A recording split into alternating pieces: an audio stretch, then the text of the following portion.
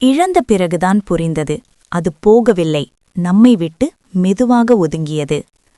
ஒரு மனிதன் வாழ்க்கையில் அவனுக்கு எல்லாமே இருக்கலாம், பணம், வேலை, வீடு, மரியாதை. ஆனா ஒரு நாள் அவன் எழுந்து பார்க்கும்போது அவனுக்கு ஒரு விஷயம் மட்டும் தெரியாம போயிருக்கும். என்ன இழந்தோம், எப்ப இழந்தோம், யாரால இழந்தோம்? இந்த கதை ஒரு மரண கதை இல்லை, ஒரு விபத்து கதை இல்லை. இது மெதுவாக நடந்த ஒரு இழப்பின் கதை. அவன் பெயர் கார்த்திக். ஒரு சாதாரண மனிதன். பெரிய கனவுகள் இல்லை, ஆனால் சின்ன சின்ன ஆசைகள் நிறைய.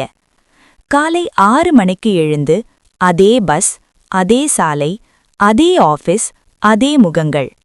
வாழ்க்கை ஒரு கடிகாரம் மாதிரி நேரம் பார்த்து நகர்ந்தது. அவன் வாழ்க்கையில் முக்கியமான 2 பேர் இருந்தாங்க. அம்மா, அவன் மனைவி மீனா.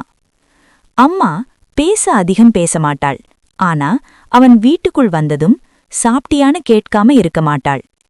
மீனா அவன் வாழ்க்கைக்கு வந்த பிறகு அவனுடைய சத்தம் குறைந்தது. அவள் இருந்ததால் அவன் பேச தேவையில்லை.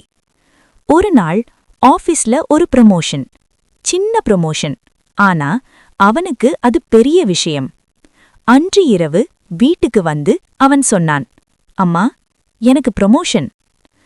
அம்மா அவனை பார்த்து சும்மா தலையாட்டினாள். சரி, சாப்பிடவா? அவனுக்கு அந்த ரெஸ்பான்ஸ் பிடிக்கல. என்னம்மா, ஒரு வார்த்தை கூட சொல்லல? அம்மா மெதுவாக சொன்னாள், நல்லா இரு, அவ்வளவுதான். அடுத்த வாரங்கள் வேகம் அதிகமானது.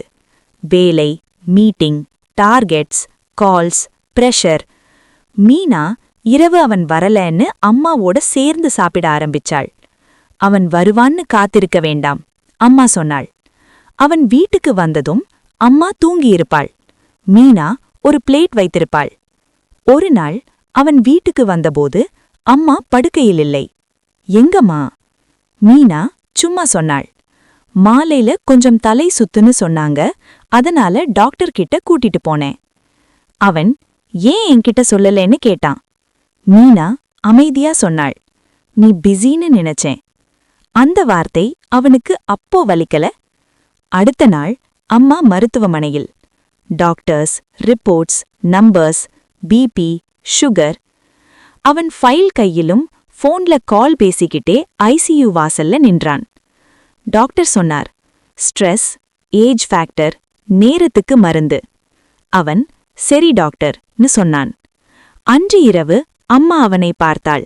நீ சாப்பிட்டியான்னு கேட்டாள். அவன் சாப்பிட்டே அம்மான்னு சொன்னான். அது பொய். ஆனா அம்மா சிரித்தாள். 3 நாட்கள் கழிச்சு அம்மா போயிட்டாள். அவன் அருகில் இருந்தான், ஆனா அவன் மனம் அங்கே இல்லை. அவனுக்கு அப்போ அழக்கூட வரல. சடங்கு முடிந்தது. வீடு அமைதியானது.